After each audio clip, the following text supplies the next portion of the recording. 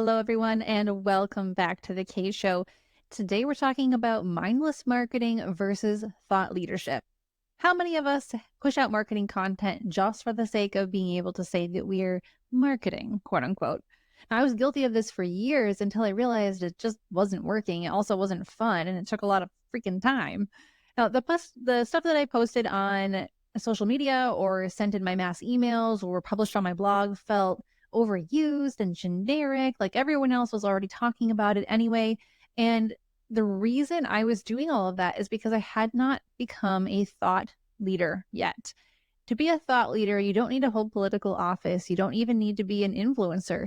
You just need to be very forthcoming about why you're doing what you're doing, why you care about how you're delivering a certain service.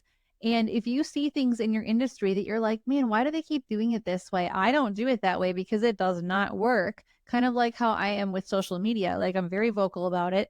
Social media is not a great way for anyone in the high-end home business industry to grow their business. And so therefore I say, hey, not only do I not believe in that, but I also do not include that in my business. Now you might do something like that, or you might do the opposite and say, no one in my industry is doing X, Y, and Z in their organizing projects or whatnot, but I am because I see that it works. And this is the only way this service should ever be provided. Therefore, I am going to stand up and say, hey, I'm different. And here is why I care about this. That automatically makes you memorable. It also keeps you honest because that is how you're different. So if you're ready to stop mindlessly marketing and become a thought leader in your industry, making yourself more attractive to serious leads and great clients, then you're totally listening to the right episode. So let's do this. Subscribe to and rate this podcast wherever you're tuning in. You can watch the video version of the podcast on Spotify and YouTube. And of course, the audio is still available anywhere you get your podcasts. And every time you guys leave me a 5-star rating and even a written review, it means the world to me. I, of course, read every single one. And I love hearing what is working for you on the show and how it's helping your business. All right, guys, let's get into today's topic, mindless marketing versus thought leadership. This episode of The Kate Show is brought to you by HoneyBook. I love using HoneyBook for my business because it helps create a streamlined workflow when people decide they want to work with me. Because, there's one thing to do the right marketing to get the client. There's quite another to impress them all the way through the end of the project. And with HoneyBook, my clients are able to review and sign the proposal, make their payment, and then be told what to do next, all in one fell swoop.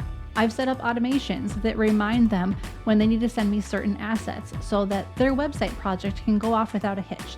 And if you've ever worked with us, you know that HoneyBook kept you on track, it kept us on track, and it was really easy to use. If you're interested in using HoneyBook for your business, go to honeybook.com and use the code SOCIALITE at checkout for 50% off your first year. This episode of The Kate Show is brought to you by the Foundation website. Guys, if you need a new website for your business, but you can't afford a fully custom site, or you just don't have that much time to spare, you should check out the semi-custom website design service from the Socialite Agency for home pros who need more than just a DIY website template.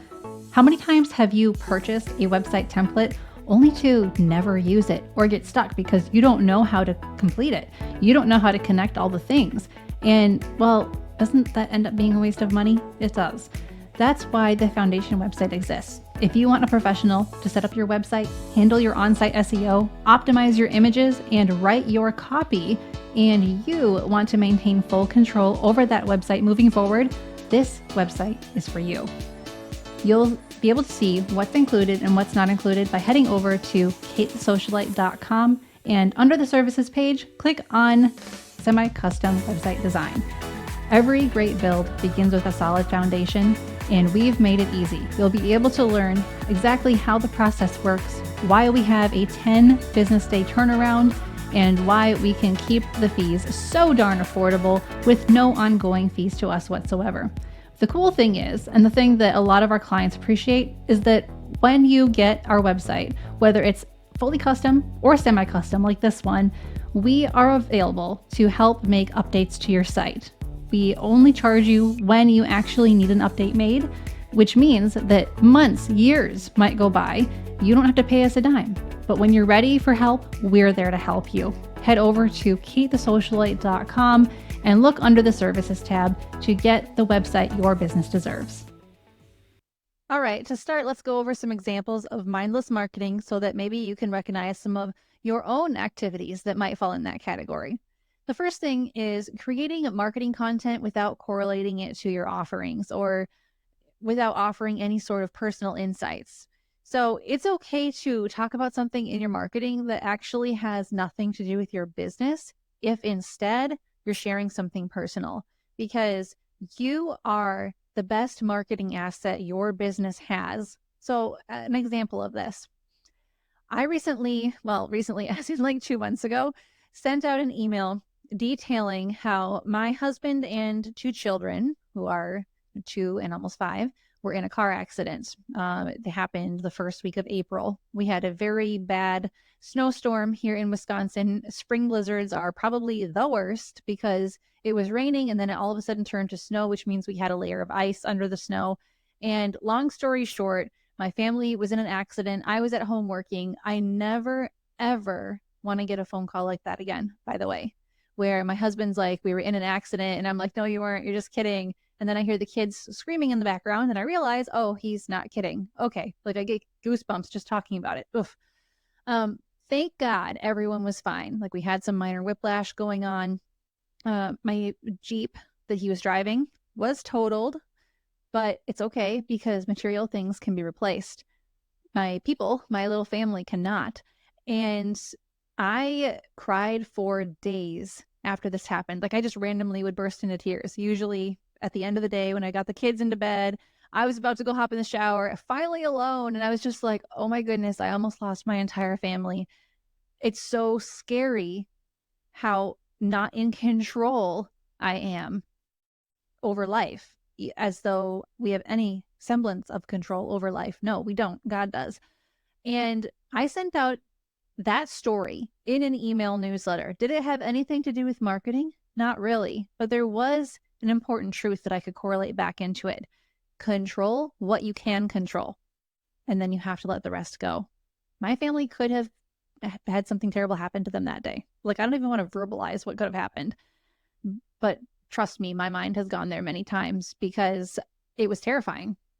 And in business, there's a lot that we cannot control, like inflation or the economy and crazy clients. However, there's a lot we can control.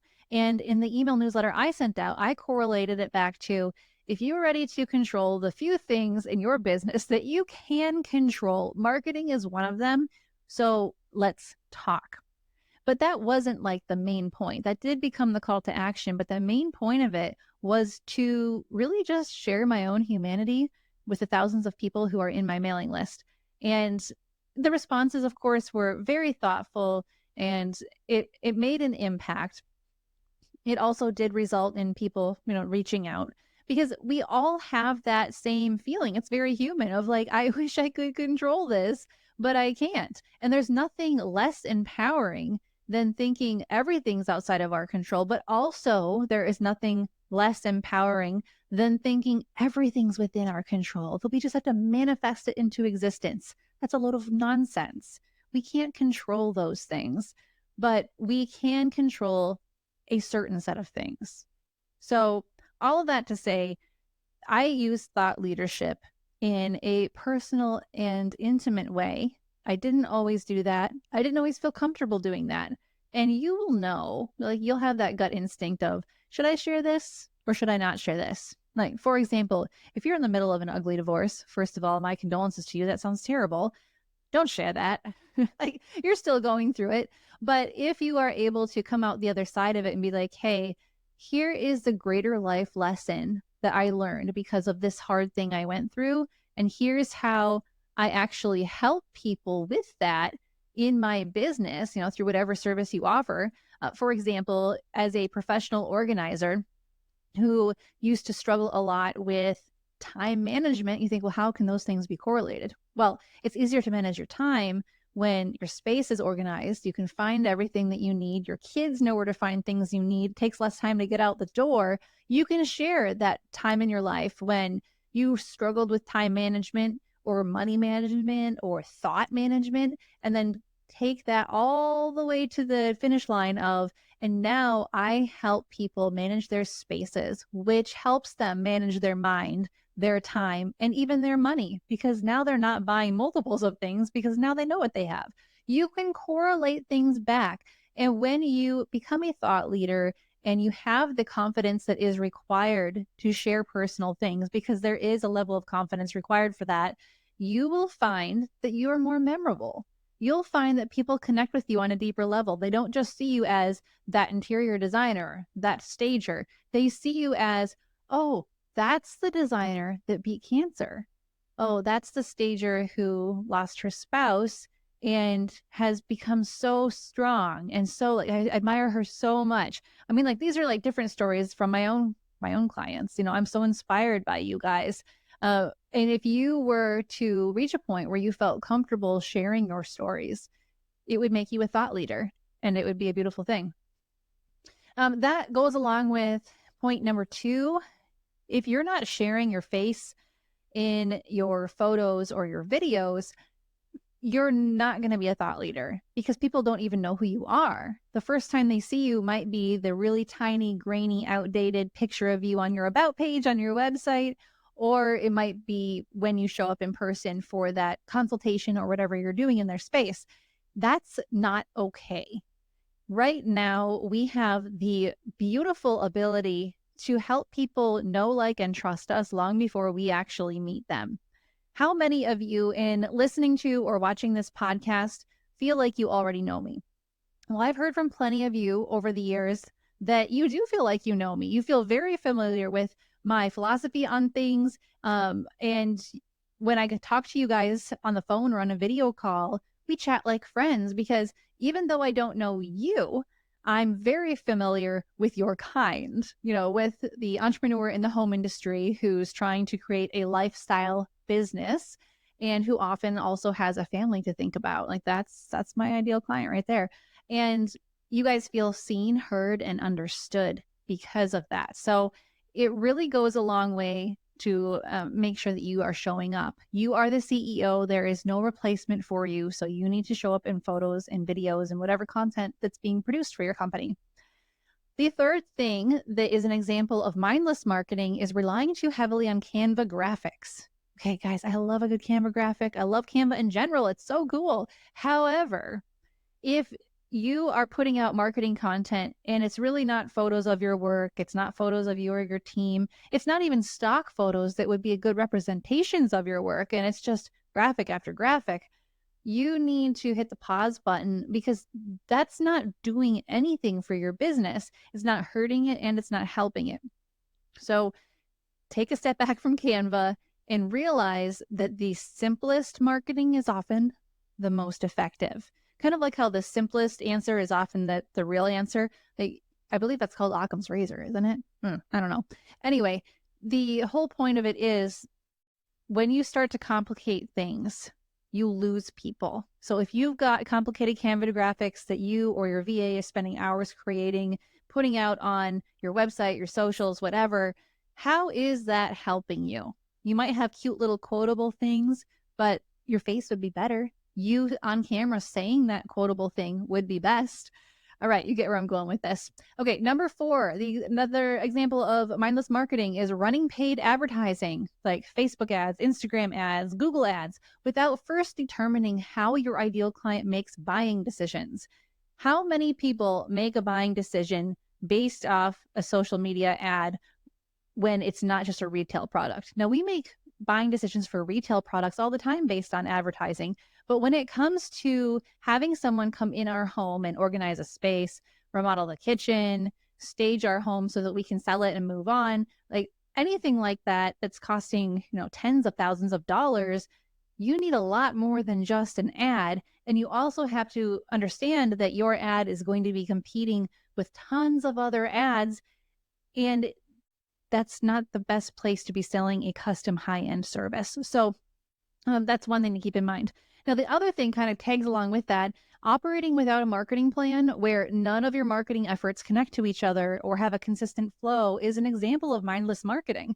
So you're pushing out content on social media and then you are sending out an email newsletter, which is great, by the way, but if it's not connected to anything, it doesn't really help. And then if you have a website, but you haven't updated it in a while, you don't have a lead magnet, you don't have project photos up there because you haven't prioritized taking project photos or you just haven't gotten around to uploading them. Uh, that whole thing is a quagmire of mindless marketing. Do you find yourself turning on the news and feeling hopeless? Woke agendas, open borders, inflation due to out of control spending, and the list goes on. There is something you can do about it. Buy from companies that believe what you and I believe. We need to stick together now more than ever, and there has been one company willing to stand with you since 2012. Patriot Mobile is America's only Christian conservative wireless provider. They offer the very best nationwide 4G and 5G coverage on all networks. In fact, they use the same towers as the major carriers. Patriot Mobile has service plans to fit any budget, and their 100% US-based customer support team provides exceptional customer support. More importantly, Patriot Mobile shares your values and supports organizations fighting for religious freedom, your constitutional rights, the sanctity of life, and our veteran and first responder heroes. Switch to Patriot Mobile now and get free activation with the code KATE. Go to patriotmobile.com/Kate and use the promo code KATE to get free activation. Guys, on a personal note, I have been using Patriot Mobile for about a year and a half, and it has been amazing. Not only was I able to keep my phone number, and have amazing coverage, I was also able to get on a plan that just made more financial sense for me and my family. And if you go to patriotmobile.com/Kate, you're going to be able to do things like check your coverage to make sure that you will have the right amount of coverage for your location, choose a plan that works for you, get a new phone if you need one, bring your own device, keep your phone number, and even get cellular internet. It's kind of amazing. There are personal plans, or if you have a bigger business, then you can also get business plans with them too and get your employees, all your team members on Patriot Mobile. Guys, go to patriotmobile.com/Kate and use the code KATE for free activation. The other thing is inconsistency with how often you market and inconsistency with your visuals. So maybe you've got those Canva graphics, but the look is always changing because this week you like this font, next week you're going to like that color palette, and none of it really matches your branding. And then also your messaging keeps changing. So one week you're talking to this ideal client. The next week, you're talking to an ideal client that is totally different, has no correlation to anything else you were previously talking about. That's another problem because people get confused. Like, are you a generalist? Are you a specialist? Are you a jack of all trades? Like, what the heck are you? Never mind, moving on. That's not an ideal situation, and it's one that's actually very easy to avoid. All right, so let's go through some examples of thought leadership marketing. I've already given you some sneak peeks, but we're going to dive into this a little deeper. Number one, it can be as simple as explaining why you care deeply about making sure your trade of choice is done correctly. So if you specialize in kitchen and bath remodels and you're like, okay, why is it that all my other colleagues run their projects this way when they really should be done that way? Because it works better and because there's better communication with the builder and the other tradespeople. Get vocal about it, like I said earlier. Number two, sharing the emotional and mental impact your services have on your clients rather than focusing on the service itself is an example of thought leadership. Okay, this is like not marketing 101 anymore. This is marketing 2.0. I don't even know if that made any sense, but you guys get the point. When all you're doing is focusing on hire me for staging, hire me for organizing, hire me, you're not focusing on, hey, did you know that here is how, like, you can have someone remodel your kitchen. You can have anyone remodel your kitchen, but how do you want to feel during that remodel? Do you want to feel like someone has it under control? Do you want to feel like all your questions will get answered in a timely fashion? They're going to be the translator, the interpreter between you and the GC. Then you need us because that's what we do. We want our clients to feel taken care of, not just because we have a good end result for them, not just because we created a design plan that really suits the dream space they wanted, but because we're taking care of the not so fun parts of it. And here is how we do it. It's actually one of the best things you can do for your business is sharing that part of it. It goes along with number 3, presenting your unique cocktail of beliefs, such as controversial real estate staging methods, or the other things that will make you memorable and honest about why you're different. Because you might have a room full of 10 home stagers. They all are different. They might all be serving the same real estate. They might all be wanting to get in the same homes, but they're all going to stage it a little bit differently. And if you can pinpoint why you do it differently, if you can pinpoint, well, so I take into account not just this space, but also the different ways the space could be used, or the neighborhood that it's in, or, I'm never trying to cover up um, flaws. I'm just trying to offer cosmetic upgrades. And that's the actual service. But then what is the experience like for the real estate agent? And how do you promote the real estate agent long term so it's not just a turn and burn situation where, okay, I staged your listing, thanks, bye. No. How do you help the real estate agent long term? That makes you a thought leader and an industry leader. That also goes along with a focus on making sure your client gets a great end result versus focusing on giving them what they think they want. Because what clients think they want and need versus what they actually need are often two different things. I feel like interior designers run into this more often than other home industry professionals, because a client will say, well, I want a mid-century modern design in my living room. And you might walk into their home and be like, okay. However, everything about your space screams traditional. So we could probably incorporate some elements of mid-century modern, but if we just go straight mid-century modern in the living room, it's going to feel so just disjointed with the rest of the space. Now, in doing this, you run the risk of it upsetting your client. But as a thought leader, you can say, well, no, I'm here to protect you and to protect your investment. If we go the route you're suggesting, you're going to regret your purchases. We don't need buyer's remorse here. Let's create a custom plan and let's figure out, what do you actually like about mid-century modern? Also, are you defining mid-century modern as what it actually is, or are you looking at a different design aesthetic and you're getting your terms mixed up? A lot of this just has to do with being confident enough, always goes back to confidence, being confident enough to push back on your industry, on your clients. Pushing back with professionalism, with intelligence, with wisdom sets you apart, makes you memorable, makes marketing easier. The next thing you'll need to do for thought leadership marketing is have a laser focus on the ideal client that you serve so that you can talk about their pain points and how you solve them.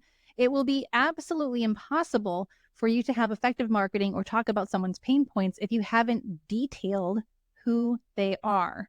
So you might focus on a certain type of project, or you might focus on a certain type of client, or you might be hyper niche and focus on both.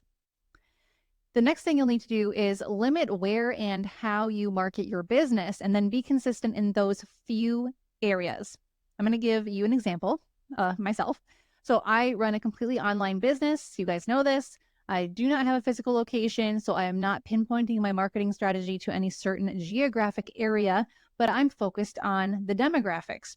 So I am focusing on the creative home industry professional who is, female most of the time, and who likely also has children in her home, maybe their grandchildren or her own children, and she is trying to create a lifestyle business and run a business that has marketing that she doesn't hate. So one would think that in order to market that type of business, I would need to be obsessively on social media, showing up, because interior designers are on social media, so are home stagers, so are home organizers. They're all over social. So I should be there too, right?